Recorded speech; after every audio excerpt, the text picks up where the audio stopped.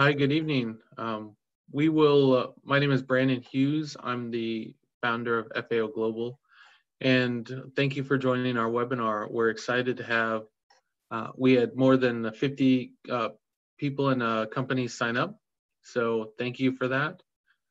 If you're on the East Coast like I am, it's a little bit early, but if you are in China or Mongolia, like many of you have signed up for, thank you for spending your Saturday evening with us.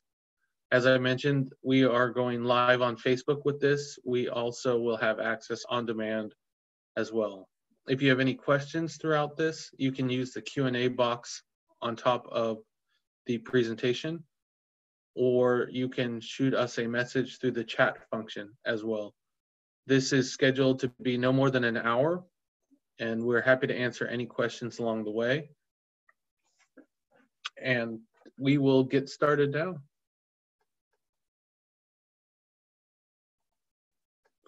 Just a disclaimer, this is not legal advice. This is not consulting advice right now.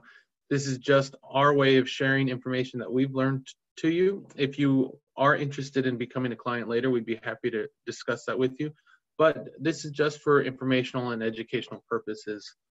So we encourage participation, and if you have more questions, you can send us an email at info@faoglobal.com.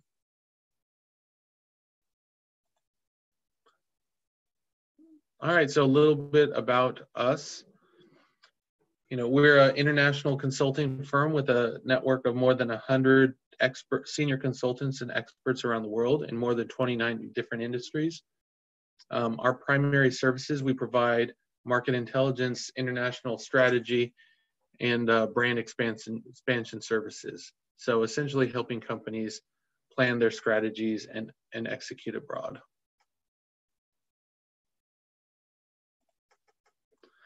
We'd like to thank our partners, Mongol Brand, Columbia China League, Worth Consulting, Asian American Chamber of Commerce, and also we're part of the U.S. Chamber of Commerce as well. So we're happy to be associated with these organizations, and we look forward to continue developing new relationships with all of you. To give you a brief overview of our senior team, we have myself. I'm a former U.S. Army Strategy and Operations Officer. I've also done marketing in China and Las Vegas, California as well. I'm helping build market entry strategies for companies. Joel Gallo is the CEO of China Columbia Business League. He is not here today, so it is myself and Cameron Johnson, who is the head of our Asia Pacific strategy based in Shanghai. And I'll let Cameron do an introduction as well. Thanks, Brendan. Yes, I'm the head of APAC strategy, and our goal really is to help companies such as yourself who want to export not only just to the US, but globally, a good understanding of markets and how best to help your product fit the customer needs. We also work with companies to understand how they can better produce and be more effective and efficient with their manufacturing and also in the logistics and supply chains. So we appreciate you joining today, and I'll pass it back.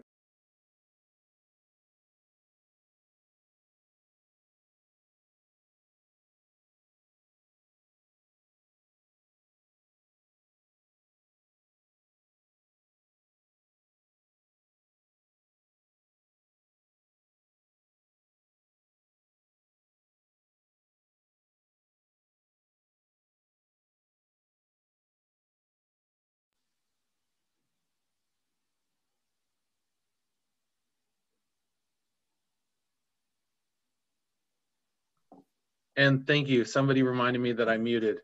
I am not a professional at this yet. We're getting there. But I hope, thank you for reminding me. So this is the itinerary for today. We're covering some basic export issues to the United States, how to find distribution partners, what you can do to prepare to export, managing risks, and also some considerations for importers so that you can make it easy on your import partner and how you can prepare as well.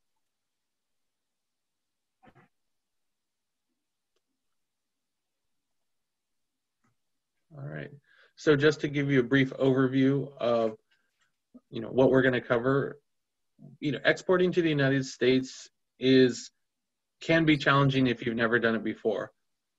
There's a lot of research that's involved, planning and preparing your not only strategy, but also, making sure that you have your market research done, your customers, the distributors, suppliers, the difference, the terminology.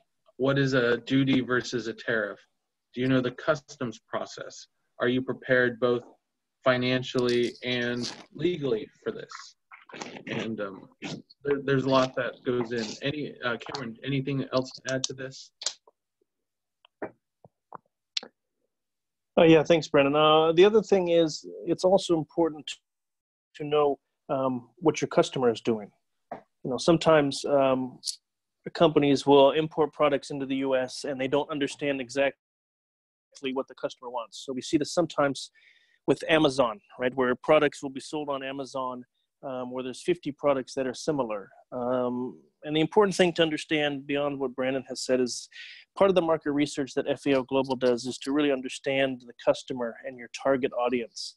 And that's almost as important to good sales as a good product is. Absolutely.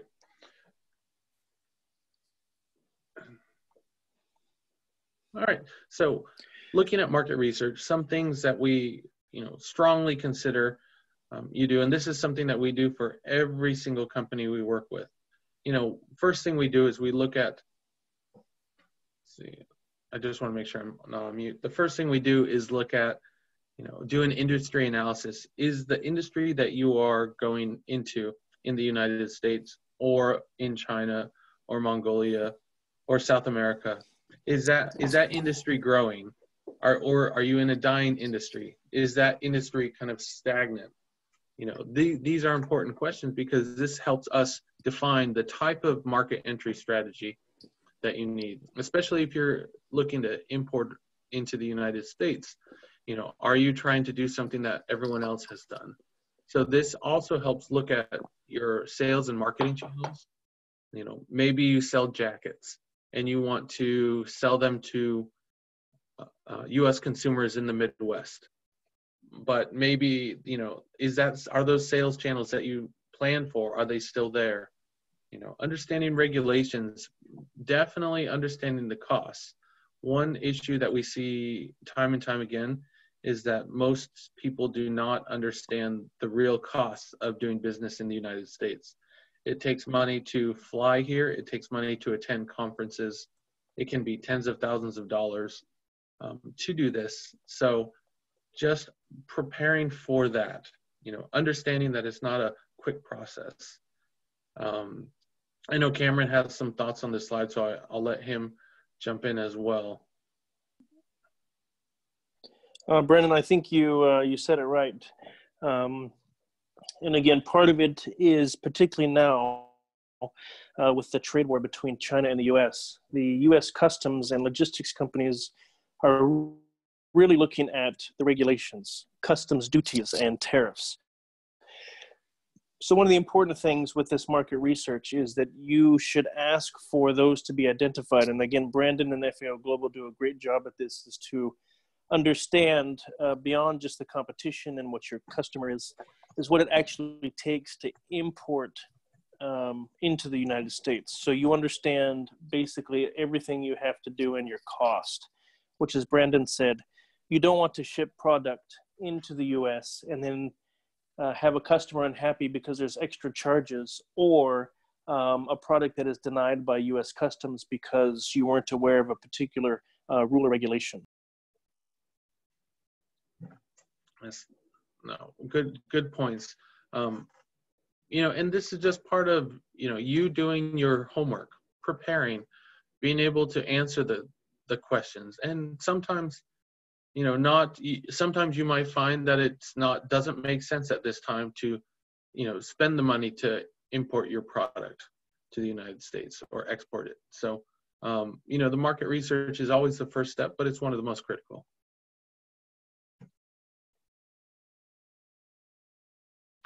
Next, we'll go over finding distribution partners, and I'll let Cameron start this one off.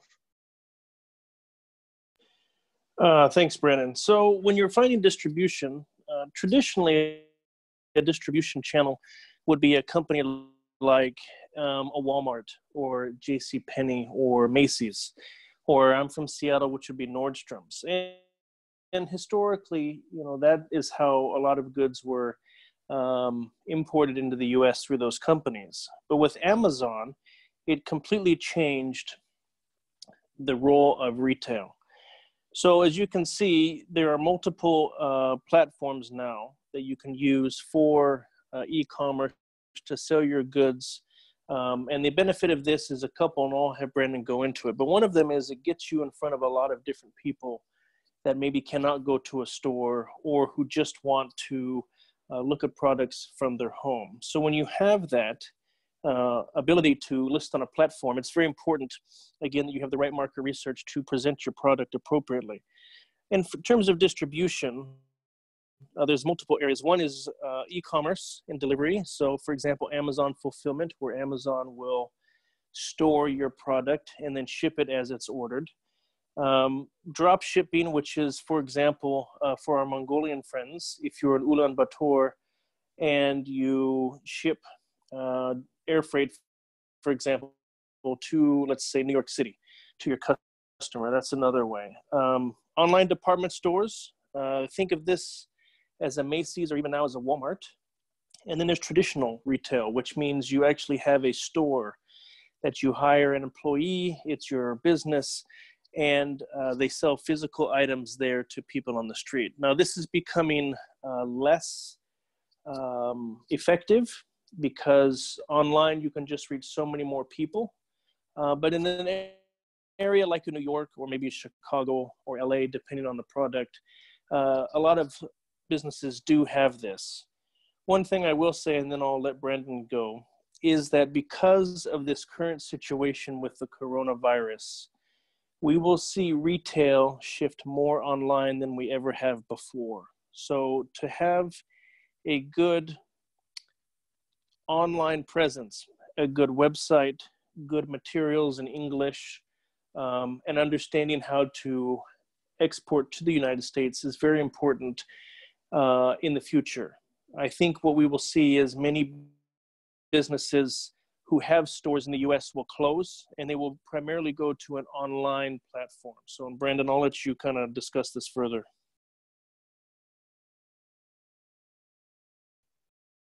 Yes, thank you, Joel. And I also saw that our partner from Mongo Brand is on here as well. I think you covered, almost all of it. I mean, the major things.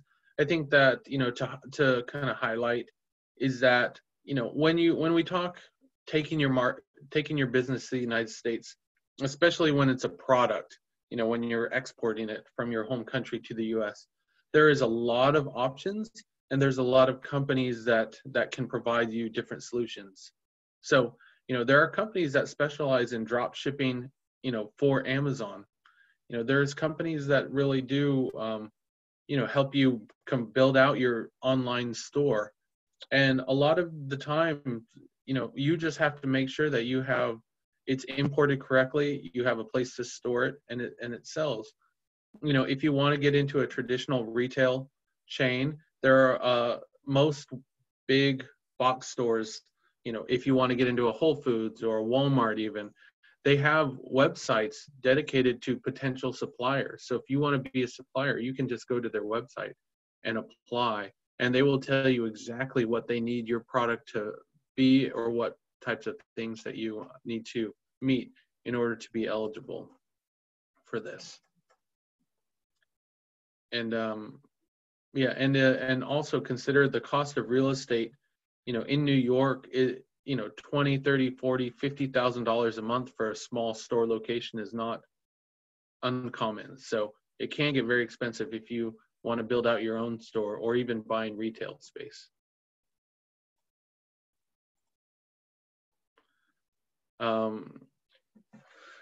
And I actually, I just wanted to give, pause it right here for a second, and I wanted to give, we have one of our partners had a couple words. He was, we wanted him to talk at first, but we want to just give him a few words for the Mongolian clients. This is a representative Mongol brand, and then we'll get into networking. So Otgun, if you have a chance, you're welcome to speak.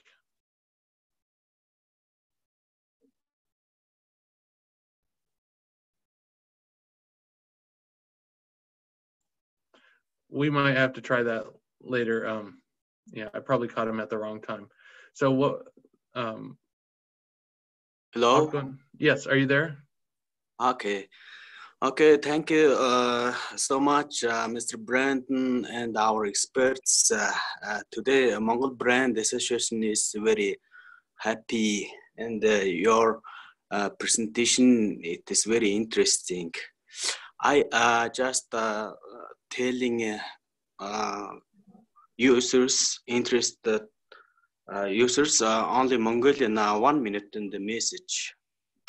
За бүгдээрэнд нь сайн байцгаана уу. Миний нэр Отхон Үлзий, Монгол брэнд холбоо байгууллагын тэргүүн байгаа. Тэгээд энэхүү сайхан арга хэмжээг ингээд зохион байгуулахад одоо манай FAO Global гэдэг компани энэ экспертүүд, Монгол брэнд холбоо, Аз Америкийн худалдаа аж үйлдвэрийн танхим гэх мэтлийн энэ байгууллагууд Америкт одоо Монгол улсын аж ахуйн нэгжүүдийн бараа бүтээгдэхүүн үйлчлэгийг экспортод гаргахад одоо чиглэсэн шатраалсан ийм сайхан төсөл хөтөлбөрүүдийг бол хэрэгжүүлээд ингээд явж байгаа. 2019 оны 12 дугаар сард бол энэ экспертүүд хурж ирж бас энэ компаниудад бол тодорхой хэмжээний төслийн үнэлгээг хийгээд сонгогдсон аж ахуйн нэгжүүд бол бас Америкийн нэгдсэн улсад очиж одоо яг энэ сургалтын дээр заагдж байгаа одоо энэ үйл ажиллагааг эрхлэх байсан хэдий ч бас цаг үеийн нөхцөл байдал, коронавирусын асуудлуудаас болоод бидний яг энэ төлөвлөсөн ажлууд бол төр хугацаагаар тодорхой одоо хугацаагаар хойшлсон учраас тэр компаниуд аж ахуйн нэгжүүдэд бас боломж олгох, бусдад ч гэсэн боломж олох үүднээс энэхүү одоо арга хэмжээг бас бид ингээд интернет цахим технологиг ашиглаж одоо та бүхэнд хүргэж байгаамаа. Тэгээд ер нь бол манай энэ экспертүүдийн хийж хэрэгжүүлж байгаа төслүүдийг бол Монгол брэнд холбоо бол Монгол улсад албан ёсоор одоо ингэж great partner нь одоо гэж болж ингэж явж байгаа энэ төсөл хөтөлбөрүүд хэрэгжих учраас энэ арга хэмжээний дараа одоо илүү их тайлбарлах одоо хэрхэн хамтарч ажиллах гэх мэт одоо зөвлөд төр бол манай холбооны Монгол брэнд сегмент гэдэг хамгийн сүүлийн хуудсан дээр манай FAO Global Монгол брэнд холбооны холбогдох хаягууд бүх зүйлүүд гарч ирж байгаа. Тэр бүхнлөө бол та бүхэн холбогдож өөрсдийнхөө сонирхсан мэдээллийг аваараа. Тэгээд хурлын үйл ажиллагаанд бүгдээрэнд нь амжилт хүсье. Okay, thank you so much, Mr. Brandon. Oh, it's my pleasure. And I shot a little bit of background into the chat, but we worked with Mongol Brand in November. We led a business mission to the Asian American Chamber of Commerce to Mongolia, and we got to meet with more than 30 companies. And Otgon and his team at Mongol Brand did an amazing job, and we look forward to working with them as well. So we'll go ahead and move on to the networking part as well. So with networking, the import and export process is relatively simple. There's experts in this field that all they do is do that, and a lot has to do with paperwork and logistics. But a lot of people don't realize that a big part of that process is building a professional network. How do you meet these people? Where do you find them? One of the biggest areas that people, that everyone understands, but very few people actually do and do really well, is going to trade shows. Being able to meet new partners, find suppliers, meet new distribution areas. Here's a photo of a trade show, and each one of these little sections, let me see if I can write over it. I'd love to show you, but each one of these little sections can cost about $3,000 to $5,000 for what we call a booth. And the bigger the booth, this one could easily be about $20,000-$30,000 more for this type of setup. But it gives you a chance to show your products together, and also display them, and that costs a little bit of money, because you also have to hire people to help promote. Here you have people that are likely paid promoters and stuff like that. So it's important to just understand that networking at trade shows is probably your best bet to find new suppliers. You also have industry associations as well. There's the American Apparel Association. There's associations for all types of industries. And, you can reach out to these. A lot of them are based in Washington, D.C., so that's why we're based in Washington, D.C. We have access to all of these types of associations.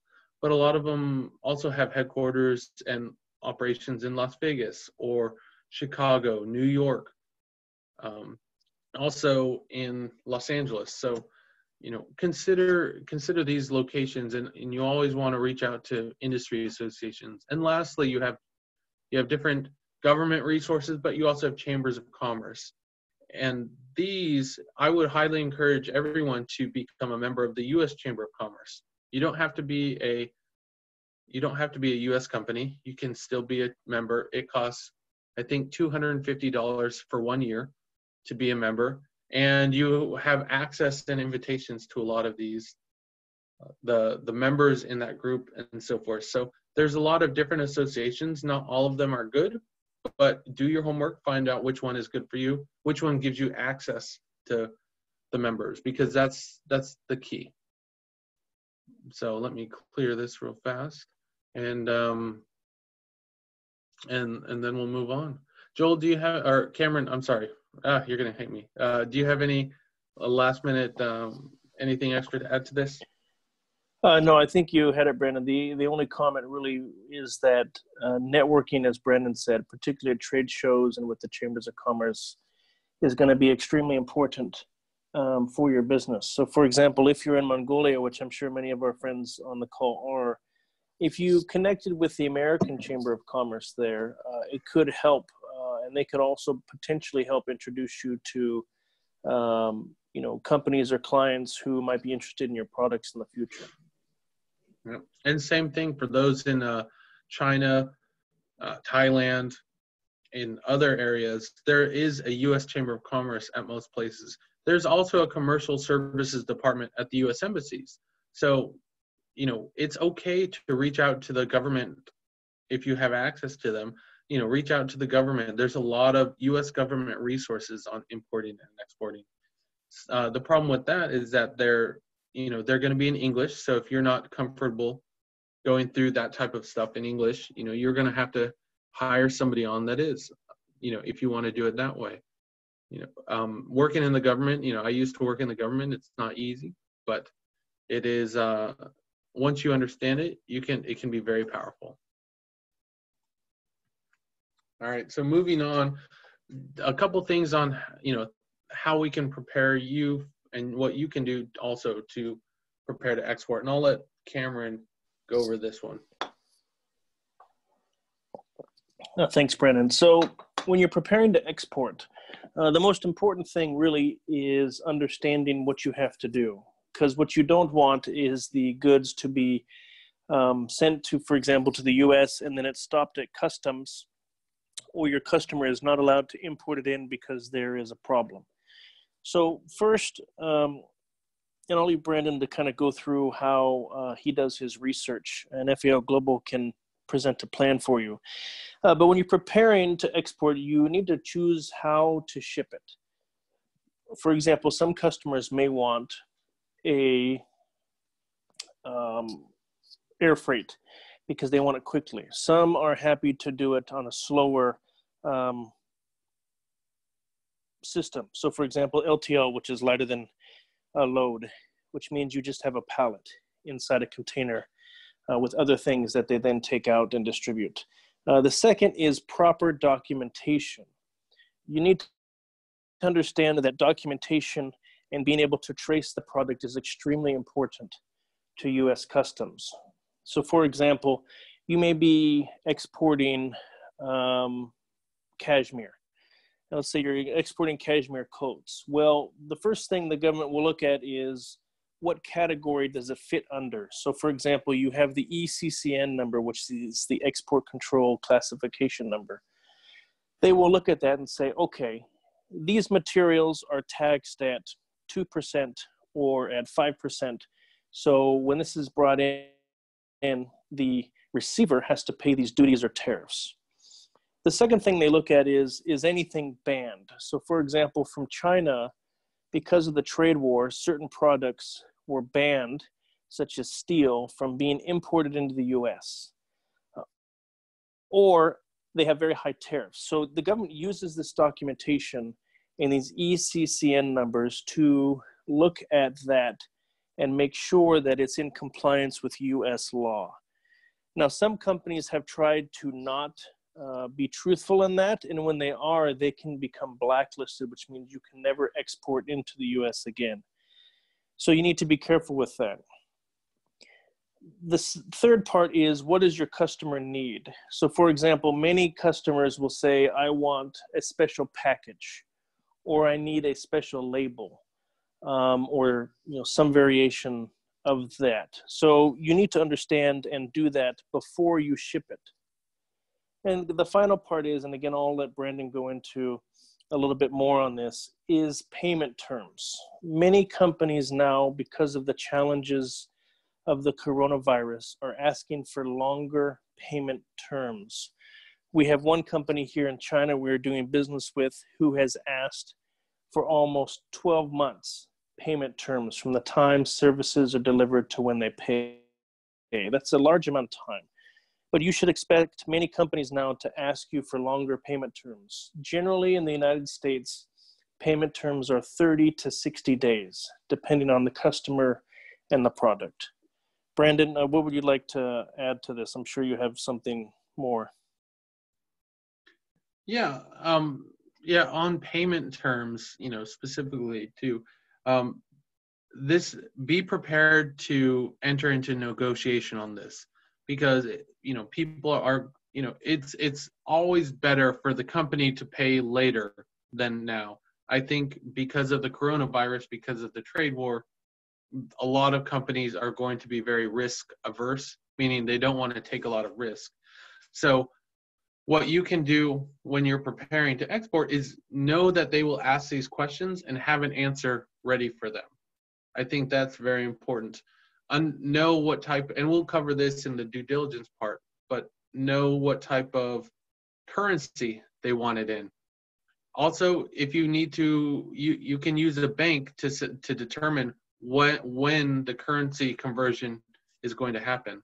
So you can essentially lock in the rate of currency with a big bank. So we know banks that do that, so it helps protect the currency conversion as well.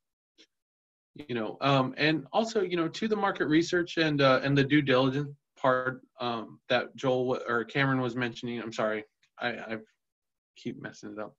But what Cameron was mentioning is that a lot of companies, if you're very proactive, that these questions are going to be asked. So a lot of times companies will reach out to us to essentially audit for them, to do the background, to do the research on their supply chain, to that way when they're ready to import, they can say, we hired a company to do it for us. Here's their report, and here's what we can fix. So it's essentially preparing yourself before you even get to the point of sending your stuff abroad to import and export, especially because a lot of companies are very cost conscious. If you say your company is an organic product or a sustainable product, that means something very specific to companies in the US.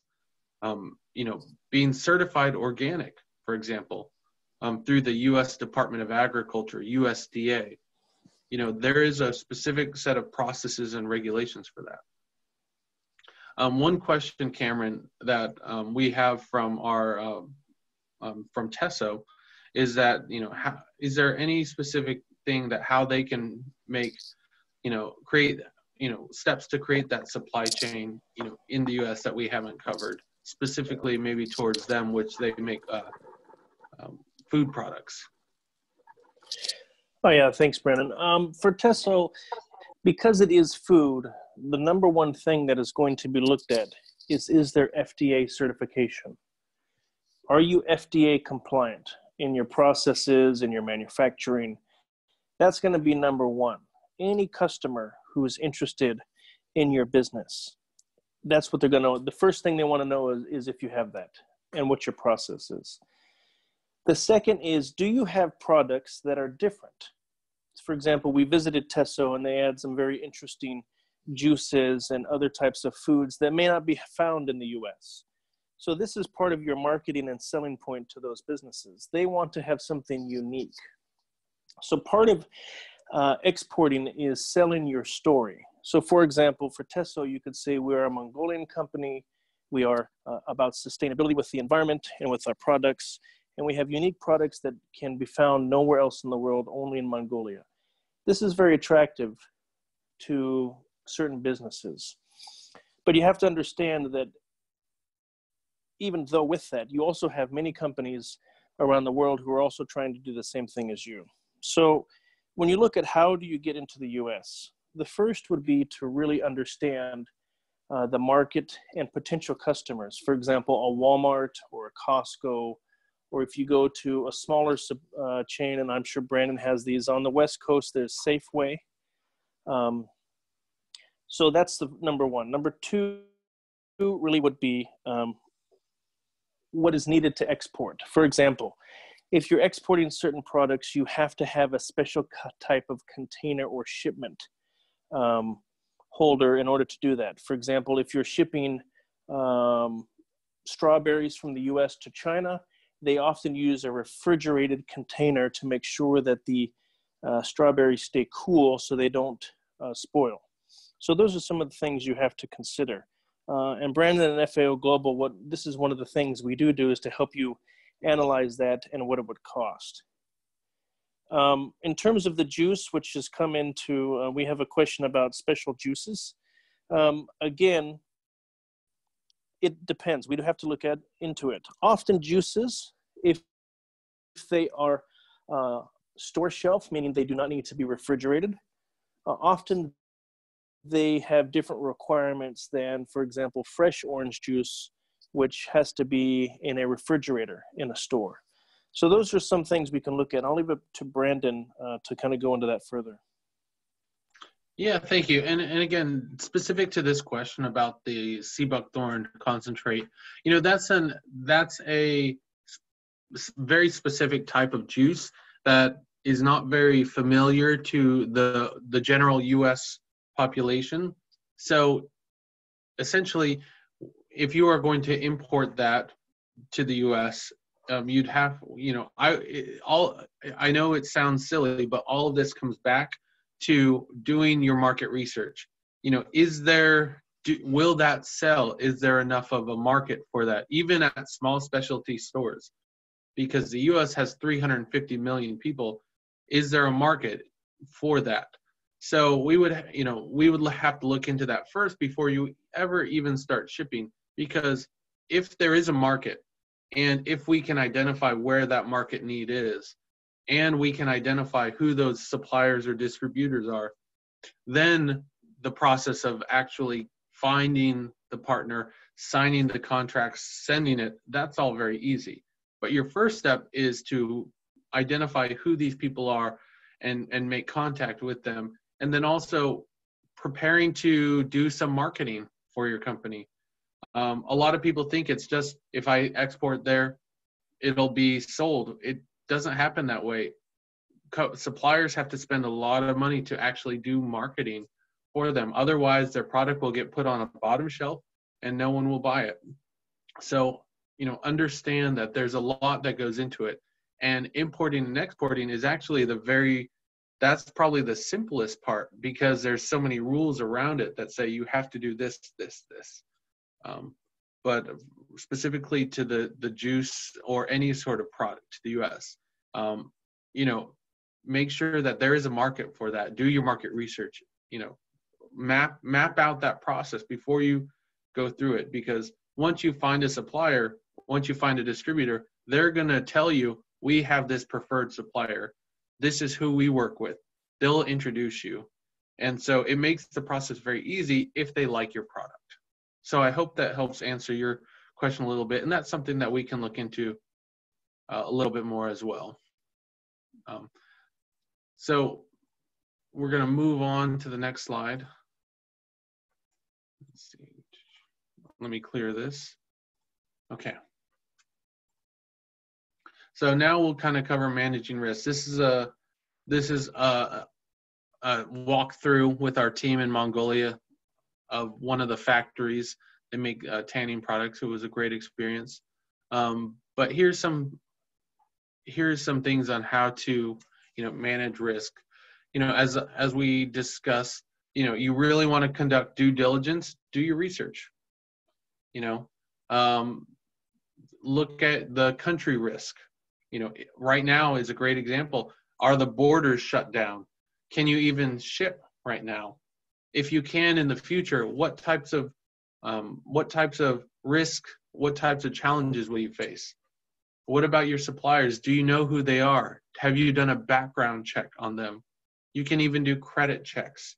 Have you met with them in person, or is this all online?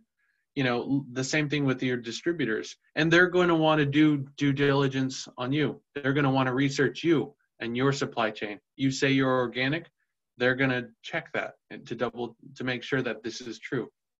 So a lot of these things, it's going to go back and forth. So both ways. Cameron, do you have any thoughts on how to diversify your supply chain? You know, is that possible? What are your thoughts on that? Yeah, with some products, it's not possible to diversify your supply chain. But again, with the coronavirus, one of the largest challenges that happened is that when China shut down, it cut off many different industries to what they needed. For example, the medical industry in the US is having a difficult time now because there are few masks, because China shut down and then put production of masks for China. So in terms of diversification, if you have a product that you're making and you're selling into, and it doesn't have to be America, it has to, you know, could be Europe or other places. The first thing, or one of the first things the customer want to know is, if something happens to you, how do I still get my product? And you need to have an answer for that. Some companies, for example, have manufacturing or production in different countries. They'll have it in China, they'll have it in Mexico, they'll have it in England. So if something happens in one place, they can still do things from a different place to help meet demand. So that's one of the most important things you need to understand. That question now is being asked, similar to what we discussed earlier. Because of the coronavirus, many businesses are now looking at the risk. So if they do business with you, what is their risk? And if you only come from one area, they will look at that risk and have to evaluate, is this okay or not? Now, sometimes it is. If you have a very unique product that sells well, that many people want, sometimes they don't really look at that, because they know that it's such a unique product that if they cannot buy it anymore, they can wait. But sometimes customers will demand that you have alternative sourcing for your products. So for example, what's happening now again with the masks is that the US government is demanding that local production of masks be done in the US and not in China, because of the situation with the supply chain. So this is one area you really need to think about, because a customer will ask.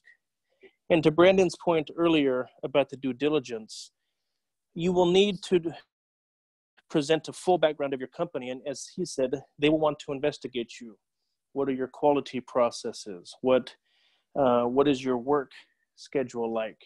Do you treat your workers well? How is your management team? All of these questions they will ask. Now, some customers don't care and they will not ask. But if you're going to do business with a Walmart or a Costco or an Apple, they will ask all of these questions, and they will send people to your business to audit and to make sure that you are compliant with their standards. So, Brendan, that's all I had at the moment.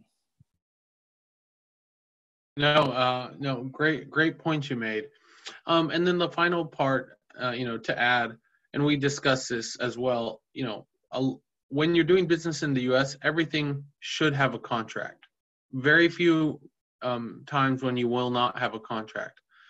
American suppliers are very smart at this, and distributors, so not all of them, but a lot of them will already have, a very good idea of what they are looking for.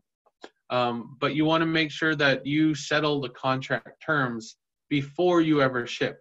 So discuss before you ship, if there's a problem, who pays? Do you pay 50% and the distributor pay 50%? Or do you pay 100% and they pay nothing? Is there a time limit on that? After 30 days, after 60 days? How are you getting paid? Is it going to be through US currency? Is it going to be through RMB? Is it going to be through Hong Kong dollar? Is it going to be through Turks in Mongolia? How are you getting paid? So this should be in the contract.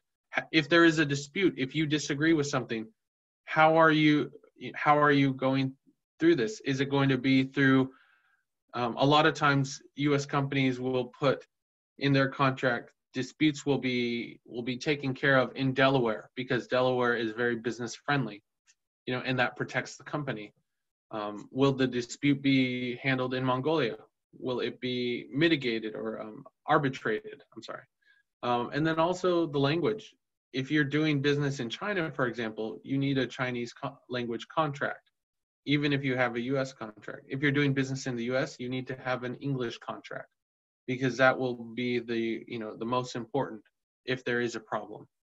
So understanding this, and also jurisdiction, that just means what physical place is this contract being bound to? What laws? Is it a California contract? Is it a US contract? Is it a Delaware? So understanding where the contract is very important. And we'll move on to the next piece. And here are some final considerations for doing business in the U.S. What you can do to make it happen, make things happen. And Brandon, if I could step in just for a moment. For those of you who have questions, please feel free to start typing them in, because after this section, we're going to go straight into the Q&A. We want to make sure that everybody gets their question in before we have to end in about 15, 20 minutes. Yes.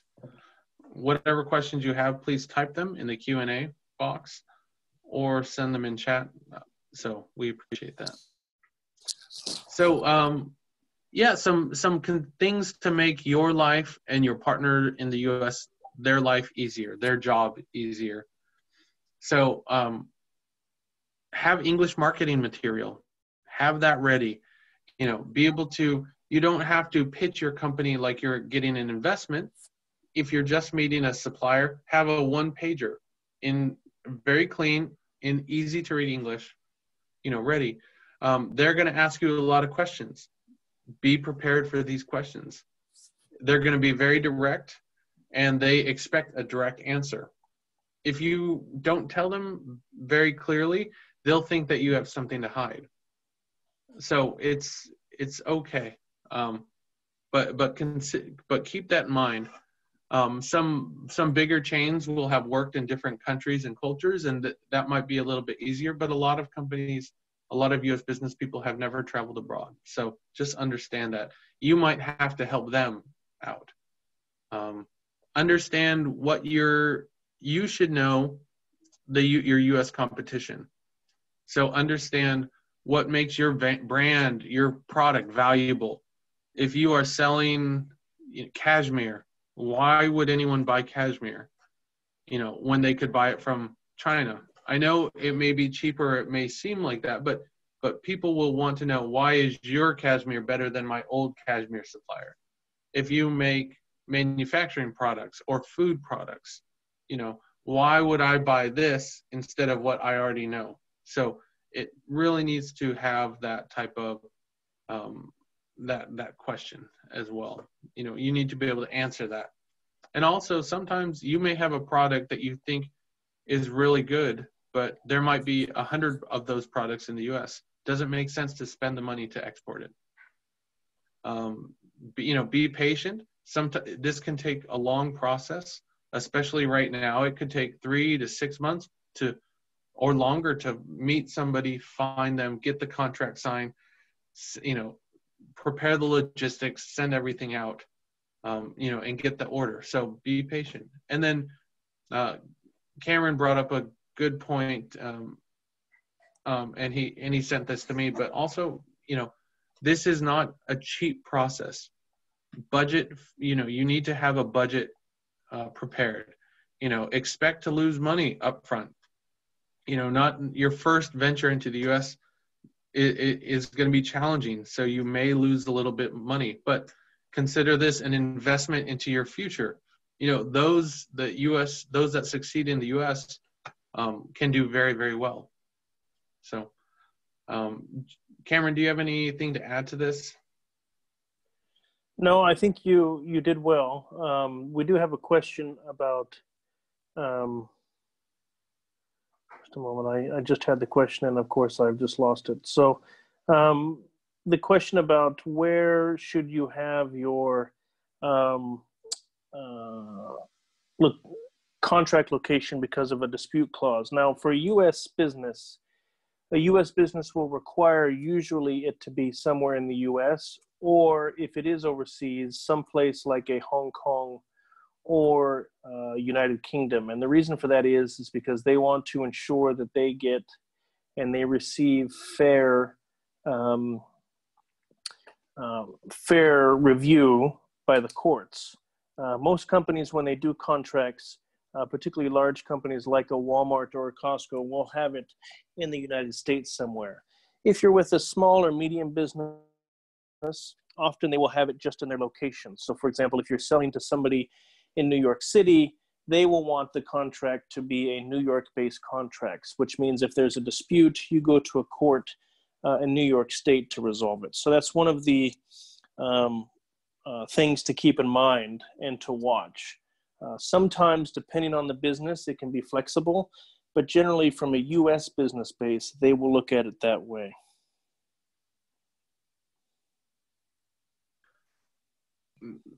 That's a good point. We also had another question also about us doing the audit, or assessing the supply chain. I think whether it's in Mongolia or the U.S., I think it's both. So if you are planning to work with the U.S. company, you should already be doing an audit of your supply chain. Understanding these new questions that U.S. companies are going to be looking for. So that way you can audit it. You can, if there is a problem that you didn't realize, you can have that fixed before you work with the U.S. partner. Also, it's good that you understand the U.S. supply chain. So if you have the time or the money to go through and do an audit of that's fine. But I think when you're talking U.S. companies, they're going to want to know about your supply chain. Are you ethical? Are you environmentally friendly? Are there any big disputes? They're going to want to know that. So a lot of this due diligence and auditing is really more about making sure that you are prepared for those type of questions and that you have done your research and prepared your company for it. Yeah, Brandon, and then, to that, if I could add, for the audit part, this is something that FAO Global can help with, is we can do initial audits, which mean an initial audit would be, auditing your supply chain, your business, your facility, whatever it may be, to help you understand areas where you need to improve or focus on. Any large U.S. business will require an audit to be done of some part of your business, if not all of your business, by a third-party company. and essentially what they want to do is they want to assess, can you provide the goods and the services that you're promising? And are you, for example, are you sustainable? Do you treat your employees well? So you should expect these things to come up, and having an initial audit, for example, will help you address some of those. And to be honest, it's much cheaper. When I worked for an airplane company, we had an audit by a supplier of Boeing. And going through that audit was very difficult, but it helped prepare us for the actual audit when Boeing came to our facility. So it's very important that you get that done. In terms of the COVID-19 crisis, and Brandon, I'll refer to you after, but there are many opportunities now. Companies are looking for alternative suppliers, particularly away from East Asia. That could be China, could be Vietnam, could be Korea, any place that was heavily affected by the coronavirus. So one thing to look at is, if you are going to do that, again, the company will ask you, if something happens to your business, how can I still get my product? So you still have to prepare for that, for those questions. But I'm expecting, Brandon and I talk about this almost every day, most supply chains now in the world will start to change because of this problem. We don't know exactly how they will change, but they will change.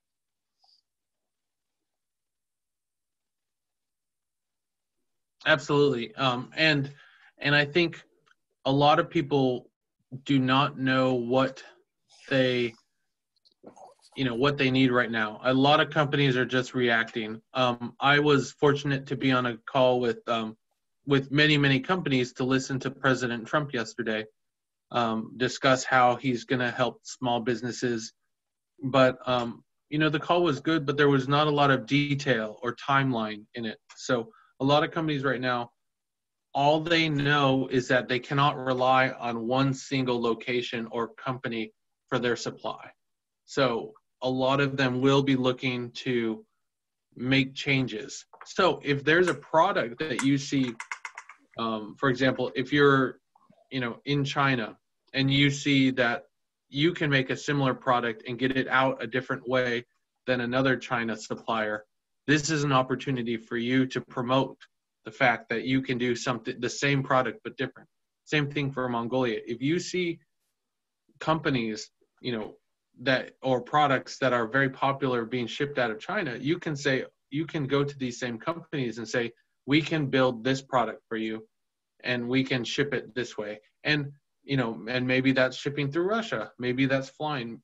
You have to kind of think through this for them, but it's an opportunity for sure.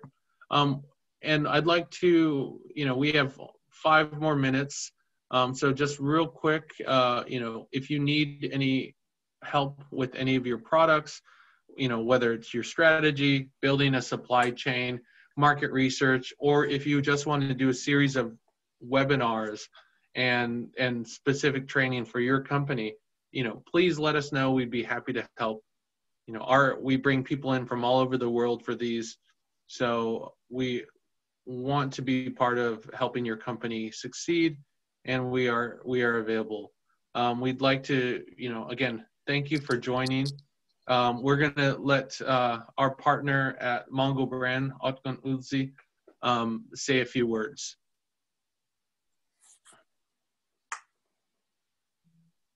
Otkan, go ahead.